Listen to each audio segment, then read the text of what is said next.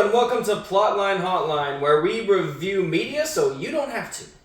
I'm Cole. And I'm Christian. And today, I need a bit of a drink for this one. Well, today we're going to talk about the Avatar, The Last Airbender, but the Netflix live adaptation show. Yes. I'm sure you can already see it on his face, but we're here. We're going to talk about it. We're here, we've watched it, we have thoughts. Yes. Comments, concerns, questions, agony. Some hope. Hopefully. More agony. More agony. But some. Yeah. I'll let you start because I imagine mine might be a little bit longer. Well, to start, I'll give you a quick rundown. Oh, yeah, Spoilers ahead. Cole, you can correct me if I'm wrong. The easiest way to explain it, if you've watched the... I got it. I actually got the good way to introduce the show. Okay. Take it. A long time ago, the four nations used to live together in harmony. And then everything changed when the Fire Nation attacked. The only one that could stop it was the Avatar, master of all four elements. But when the world needed him most, he vanished. And then, long time passes as the war continues, and the new Avatar is discovered by two waterbending siblings, or Water Nation siblings. He is an airbender named Aang, and though his airbending skills are great, he has a lot to learn before he can save anyone. That was beautiful. Thank you. Thank you. I started a bit, but I think that covers both the original animation and this fairly well. Yeah. And this season only really covers The first book. the first book, Yeah. technically, of the original animation. Yep. Yeah, series. Are you sure you want me to start? You can, yeah. Because if I start, I'm not going to stop. That's true.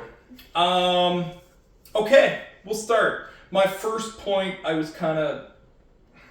feel like they could have done it later. It might have hit better. But the intro of having the backstory of Aang and how he ended up there.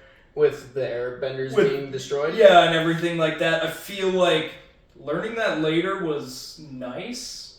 I think it was better the original way just because it gave you a mystery of how the fuck did this monk end up in the Arctic in the ice? Mm-hmm. For one. And then for another, you don't really know what happened. Like, it's like you can infer, Yes. but you don't really know how it happened. Yeah. When in this way, it feels very, what's the word? Plot armory, almost? Because they're just like, oh, all the Air Nation is gathering on this one temple to watch the comets. When in before, they left it like, when they used the comet's power to attack the Air Nation, but we never actually saw it happen. No. So there could have been plenty of strategies, plenty of whatnot to have done, but now you see it and you're like, this is very convenient. Yeah, it is. Sorry, go ahead. No, you're good. That's exactly, I wrote, defeats the purpose of joining Aang on his adventure. Mm-hmm. And, I think having just found him was so much more exciting. You're like, oh, there's just this random kid that was in this frozen sphere.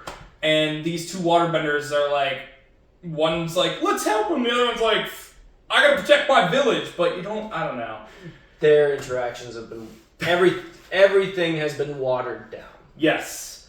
So that was my first one. I thought the costumes were very well done. Yeah, I like the costumes. They were they looked identical to the show with even some of the smaller details. I was like, you know what? I appreciate this. They did a really good job with that. Also, the cast was really good.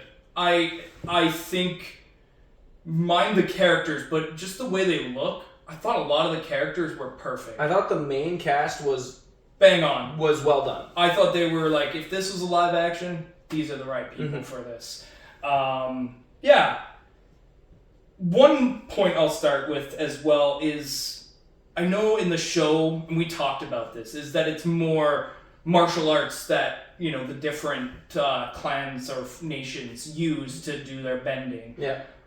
For the first little bit, yeah, they did some, but then other points they just looked like they were all using the Force.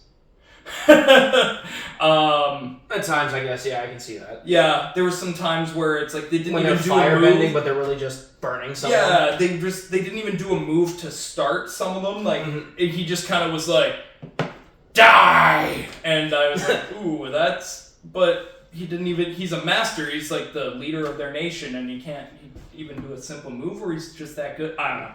They look like they were using the Force.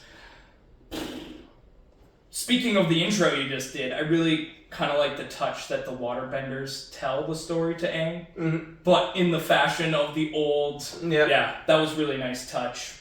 Sad that they just kind of didn't do it every episode, but you know, every episode you don't get the option to skip it. Yeah, I just I wanted that intro. It was, I think, the joy of watching the old one is that intro every time. This Aang he's not childish or fun. I actually wrote as my note was that he seems like an 40-year-old war veteran. What? And this will jump into my thing. I think for many of the characters, they jumped their arcs until like partway through book 3. Yes. Like Aang is more now on the Avatar. I need to do my duty train instead of like getting him there. And same thing with Sokka and all of his stuff. Like they were way too serious. You don't get that time spent with them before they have to start getting much more in depth with what's going on around them. Yeah, the actors were young, but they felt like they were acting like they were the adults in this world. It was just crazy. I get a lot of crazy thing happen, but like they're still kids. And I think that's what the original did much better, is that you still got those. Not that I wanted the whole thing to be silly, but I wanted some more of that. It developed, the bonding, you know, became more serious as Aang got more serious and developed. Even though it never lost touch with its humor and its soul, essentially. But that last season, like things are going down, and you can see it. And I think it's more realizing what it takes to be an Avatar versus. I've seen things, my people have died. And you can just see the first backstory flash in his eyes every time he talks. There's like maybe 5 moments I noticed where he's like, hey, I'm a kid. Other than that, it's immediately depressing, which is sad. I really like the actors that portray Iroh and Zuko. Yeah. I think they nailed it. And honestly, Zuko as a character, just that actor, I thought did fantastic. I think he did too. I think he nailed Zuko. My only issue with him is just his voice, and that's just because I'm so distinct with Zuko's voice actor, Dante Bosco, in the original. It's very, very distinct, very much developed in that character, and that's just a me thing. Yes. But otherwise, I 100% agree. Yeah, I thought him and Iroh were great. You can actually tell that out of the main cast, they had the best connection, I think. Yes, they everything they did, it was just, even the serious scenes, it's just, they worked so well together. And yeah, the guy that played Zuko, just, even the way he looks, I was looking at it and I was like, man, they did a good job. Like, so that was really good. Someone was cooking at the casting department.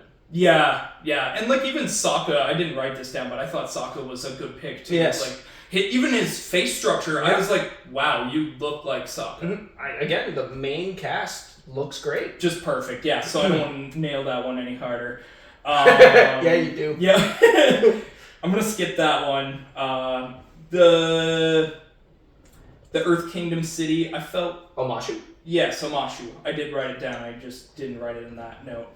Omashu, I feel like we just kind of went there and left. We didn't get to really enjoy the adventures of being in there. They combined so many things. A lot of episodes into those 2 episodes. Yeah, where there was a lot. Yeah, the Mechanist episode combined in there. You had Jet in there. Yes. You had the fucking Secret Tunnel episode in there, which shouldn't be in that season. Yeah, it was a lot. That's all. That would be my complaint about that. When I just... Katara all of a sudden just knows how to freeze water. And she had barely before that known how to even pick water up. I was a little confused. There's moments where she actually does struggle with it. But then when it's very convenient, quick in passing. yes, when it's convenient for her to suddenly, like, quote unquote, level up, she just does without struggle. And it's kind of sad. Yeah, because remember in the original series how at first she, in order to attack someone, she has to do it backwards because she keeps doing the attack wrong and attacking backwards. Yes, that's right. And then other times she struggles to actually do it, and she gets angry with Aang when he starts doing it because he's already got like a foundation in You bending. didn't get that at all. No. No. Aang doesn't even waterbend. No. Not once. Not once. He's supposed to learn this shit. Yep. He hasn't learned anything at all. And yeah. Yeah, I just felt like her powers were just convenient most of the time. It didn't feel like too much of a struggle.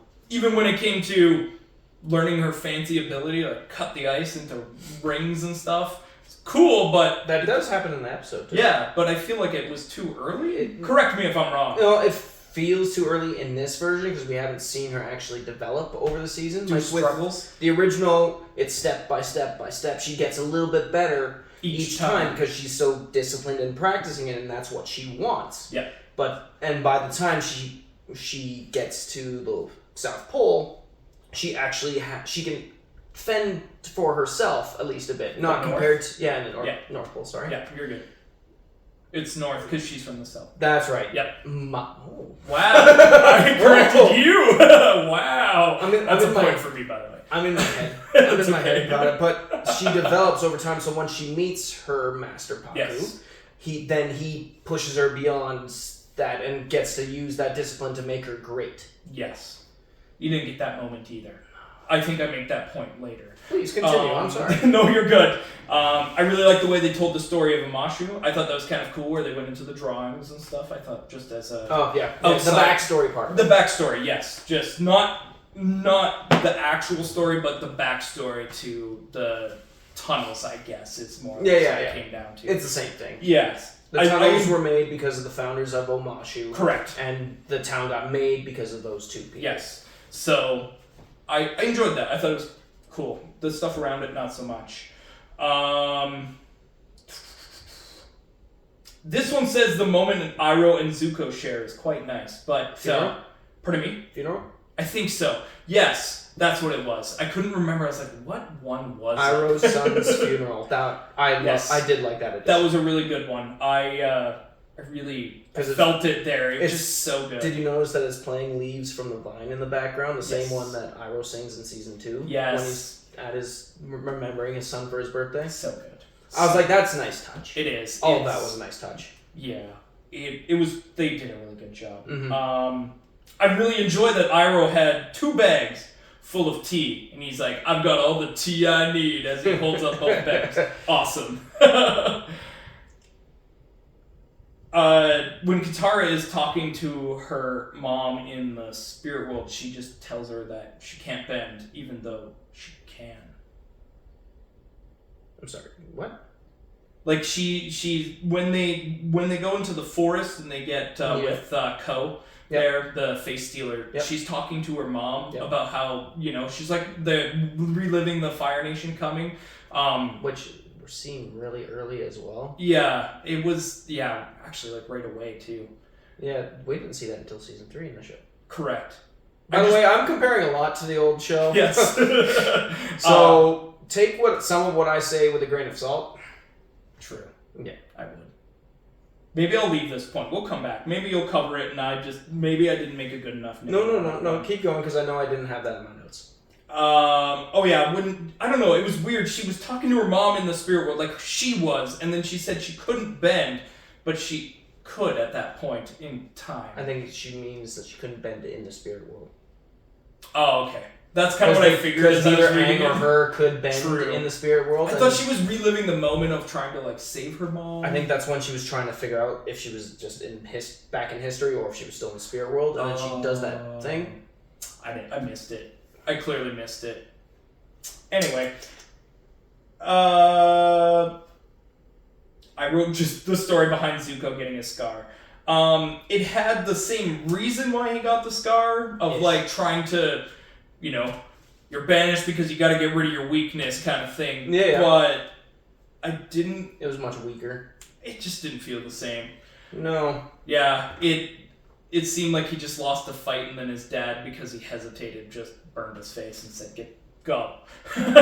Where in the original, it's like he begs for his forgiveness. And he doesn't fire a single shot. He doesn't even try do anything. He vows, he's like, I'm sorry, I only had the Fire Nation's best interests at heart. Correct. And then because he doesn't fight, Ozai burns him. Yes. So it ends up being the same reason of like weakness for him, but it's not done around the bush. Like Zuko still kind of fights back, and then Ozai doesn't immediately banish him. It's only when Zuko says something from his hospital bed that he banishes him. That's true. He did it right there. Yeah, at first it didn't seem like he was going to do it. Then Zuko's like, oh, just because they're weak doesn't mean they can't get strong. He's like, well, you're going to go get strong out in the real world. Yeah. So I feel like that moment was just not as hard-hitting. Mm-hmm. Didn't feel as much for Zuko. Like, you do a bit, but I don't think as much as seeing that done in the show that way. It was just like, he wants everything for his father to, like, accept him. But, yeah, still, his father's just like, fuck you. Yeah. What else do I got? I really enjoyed the designs of the wildlife and Ko. I thought they were well done. I was really surprised with Ko. I was like, whoa, that's fun. It was really good. I enjoyed their CGI. He's creepy. Yeah, he was creepy. I enjoyed their CGI. It wasn't too jarring. Anyway, for the animals, I enjoyed it. Yeah.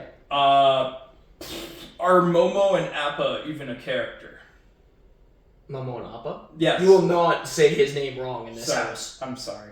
But they're there 5 seconds each episode at best. Mm-hmm. And then they're gone. Yeah. I feel like there was a lot of interaction with just those animals, period, that just gone. Yep. Yeah. You don't really care for... They're like their own characters in the show. Correct. No, they're just basically one's a background piece and the other one's a taxi. Yeah. The other one shows up just because. Yeah. Yeah. So they look good when they're there. Yeah. And that's all I can say. Yeah. Yeah. It was kind of sad. I wrote even just less mischief was happening. Enjoyed the way they filmed the moon spirit dying, with it going black and white, but then as the fire came by, it kind of gave light to people. Yeah. That was fun. I really enjoyed that.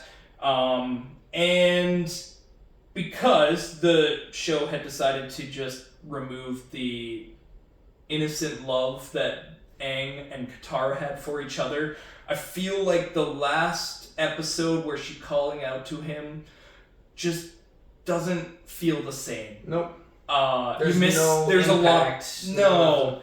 More or less, she just like, family. And then he's like, you're right. Where it wasn't that connection between Aang and Katara, it just, yeah, there was a lot of moments where it was missed. Mm-hmm. And you know that, I know that. And it's just, it made the end, I think this was more important than anything, is it just made the end not feel as awesome between those two characters. It was, I don't know. But overall, if I didn't know anything about the old show, it's decent. The acting is actually pretty good. The cast is good. If I didn't know anything about the original. Yeah. Other than that, that's kind of all I got. I'm going to take a sip and let's hear what you got to say. I'm going to try and be as linear as possible with this and try to just focus on the show as a whole and not the itty-bitty moments, because if I go into the itty-bitty moments, this will be like 2 hours long. True. Okay. So pick and choose your battles. Yeah, we get it. much. There's a lot of interactions that didn't happen that should have. Yeah. Basically, what I'll say is, for me, the show was a hit or miss in almost every sense of the word. Yes. The effects, hit or miss. Some of them look freaking fantastic. Other ones, you're like, what the fuck am I watching? Same thing with the sets. Like, the physical sets that they were actually interacting with, they look good. But then when you see some of the CGI sets, they look good until the actors walk in and you can see the difference, and you're like, what the fuck is going on? This looks jarringly different. Yes. Same thing with the action scenes. Some of them were awesome. Some of them like some of them were awesome. Then the other ones you're watching like this looks bad. Yes. Like Paku and Katara, I thought looked absolutely god awful. Yeah, it looked weird. Especially when he was on the ice and stuff, it just looked awkward. Like, even just the cinematography for it didn't look dynamic, it didn't look powerful, because this is Katara standing up for herself about the sexism of that culture. Correct. As well as her fighting for the dream that she has traveled across the fucking world to get. Literally from one pole to the other. Yeah. Yeah, but there's no sense of urgency, and also... No, I won't go into the itty bitty moment of that. No. But if we got time. But then compared to like the Blue Spirit and Aang versus all the Firebenders, that was awesome. It's great. I loved it. That was fun. Yeah. That was really cool. And then, acting hit or miss for me. Okay. There was some acting that was really good. Yes. And then there's other acting like I don't feel shit. No. I don't feel anything from you. And to be fair, these are a lot of younger actors, less experience, and I do not think it's anything that they can't come back from or develop over time. Like, there's certain promise there. I think where they did nail it, you're like, yes. Yeah, and then other times you're like, you tried. Just missed the mark. Yeah. Yep. Then what else do we got here? I think any change that they made weakened the characters or the overall story. Yes, I agree. Like Zhao's change, you no longer have a roadblock for both Zuko's group and the Avatar group. Yes. And Zhao is just completely different. He's like Weasley businessman. Yeah. When then before he's a general, a commander, he's like a presence. He's a general of the Fire Nation. And that is going to be trouble in some form or other. This, I was like, the acting was fine. I don't have a problem with the acting. No. But it was just like how they wrote him. There are additions I genuinely do like in the show, like the funeral scene. You get to see Zuko and Iroh interact before his banishment. Yes. And you even I am glad to see actual scenes with Iroh and Ozai, because you don't actually get any in the original show. No, you don't. Not one. You just get inferred to each other from each respected character. Yes. And then I like that Zuko's crew is the crew that he actually stood up for, so they wouldn't be used as basically sacrifices. Correct. I did like that. That was good. I thought that was a good development and good relation between his crew and him after that is revealed. But everything else, like Sokka and Aang's arc, you mentioned Aang's arc already, they're non-existent. They don't exist. It's like they've already been through it. Yeah, Aang's supposed to be this kid who's been thrust into a role he is not prepared for, nor does he want. And they touch on it timidly. Here and there. Yeah. And then he's ready to be the Avatar. That's his duty. He knows he's not going to go on any other adventures. He's not going to be a kid that he still technically is. Mm-hmm. And for Sokka, it's about him going from this little tribe where you don't get any exterior talks or anything like that. So he's set in his ways, very sexist, very this, and then he gets humbled and learns across the whole season until to a point where he's not that guy anymore. Exactly. Or he learns that he was wrong and that there's more to it than what he initially thought. Yep. And in changing that, you also change the dynamics between him and Katara. Correct. Because now Katara, who was very motherly in the original show, yes, but now doesn't have that aspect to her at all anymore, because she was, like Aang, she was forced into a role she was not prepared for but has to do.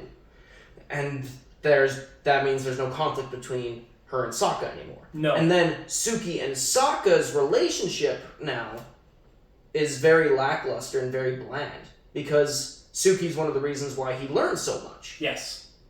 That's gone. Now it's just a basic, there's this new guy in town. He's looking pretty good. Yeah.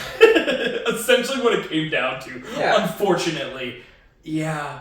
Yeah, and then... My biggest was Aang. I couldn't stand... Aang's the driving force. Yeah, it's just... He was the driving force for the original one, and just...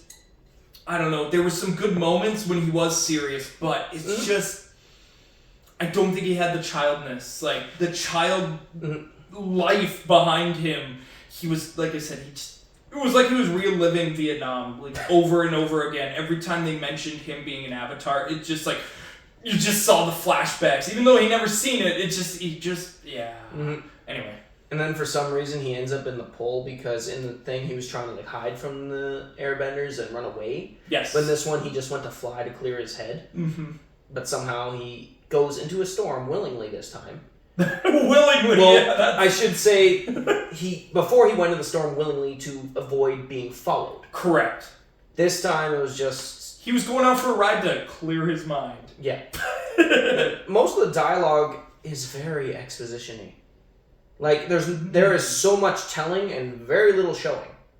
So true. Aang has so many heart-to-hearts with people about just telling them, who he is, but we never see it.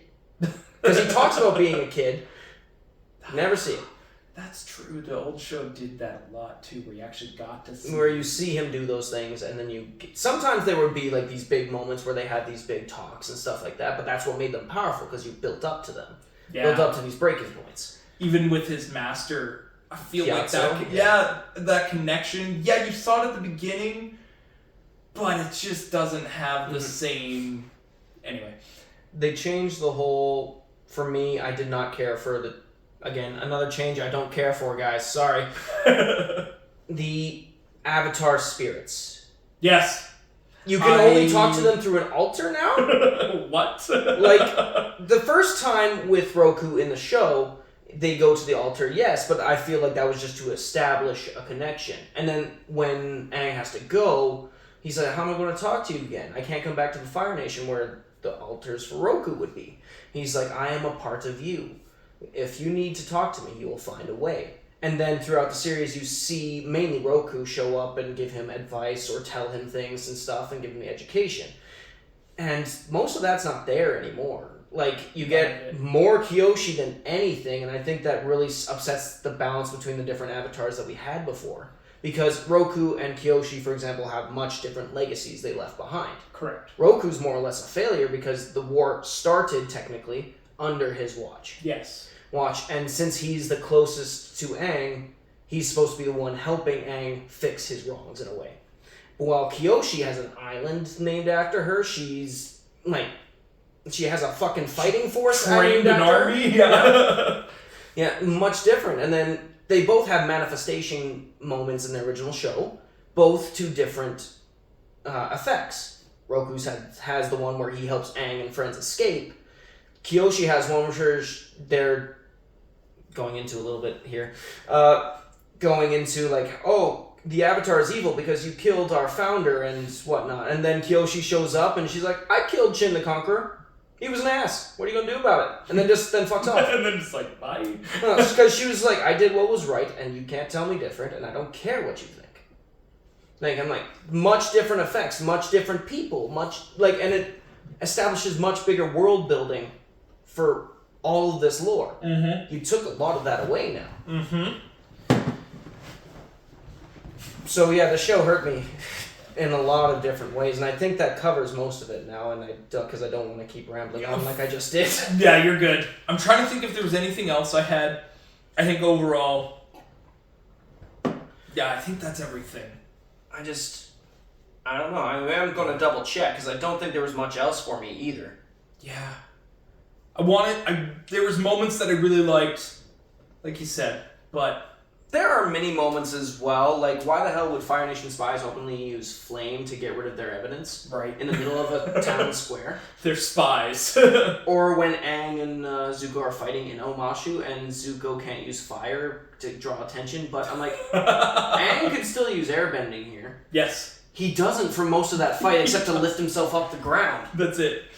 Like, there's nothing about that It was whatsoever. Specifically about fire. Yeah, and...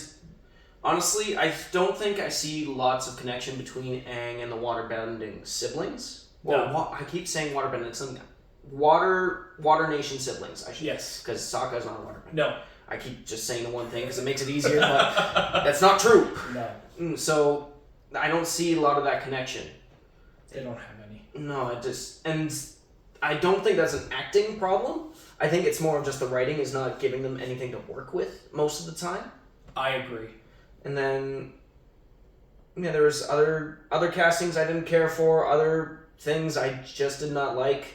But I do think if you're going into the show without reference to the much better, much more developed, much more crafted version, it's not bad by any means. It's certainly better than the last live action attempt. That is true. By frickin' miles. Yes. Yeah. I will say that, and I'll give them props to that. But if they were worse than that, I would be wondering what crack they were on.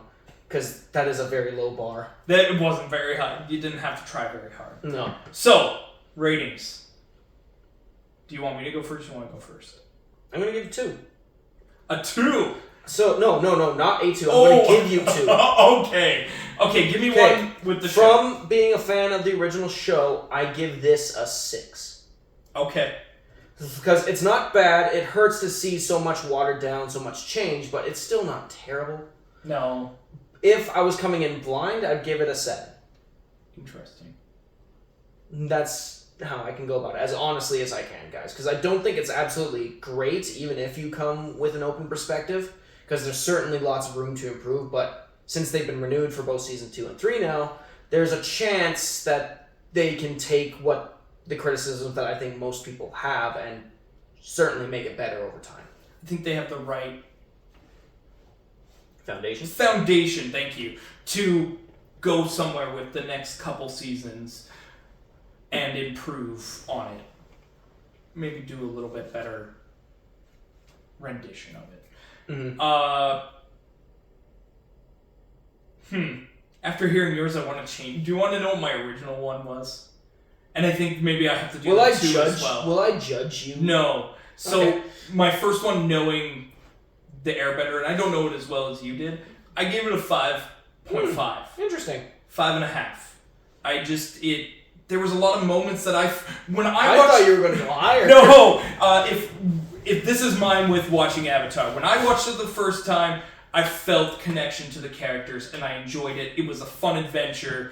I just had to, remember it was a Nickelodeon thing, but it was still good, and it got better. And then as the end came, you're like, yes, this is awesome. I don't feel the same with the show. I felt that the pace was just like, it was quick, you didn't get any chance to see the characters, anything like that. Outside of knowing the show, I think I would also give it probably a 7. Because overall, it is good. I actually didn't expect you to shoot lower than I did. I didn't expect you to go as high. But I would still give it a 7. It's a decent show. It's done well. I don't think I would rewatch it if I... No, why would I rewatch it when I have the better room? Yeah, but even if that didn't exist and this was something... Yeah, it's like you watch it once and you're like, it was okay. It was good. I won't be going back to it. I'll keep an eye out for Season 2, but I will not be rushing towards it. No. I want to see if they make improvements. Mm-hmm. But, yeah, I feel good with it. I was going to change mine to a 6, but I feel like 5.5 is where I'm going to sit with that one. No, that's fair. There were genuinely, I think it's mainly like some of the acting points for me. Yes. Like, because it's mainly the actors that I've ended up really enjoying more. At least the main cast. There's other ones, again. Mm-hmm. Again, like fucking Zuko and Iroh. Or like their interactions and stuff. Like when Iroh's talking about their first interaction with Aang, and Zuko's just like, he ran! Yes! Or when Zuko's under disguise in Zhao's place. In Zhao's ship, and he's like, I was like, what's the plan? I'm going to find the Avatar, capture him, and take back what is mine.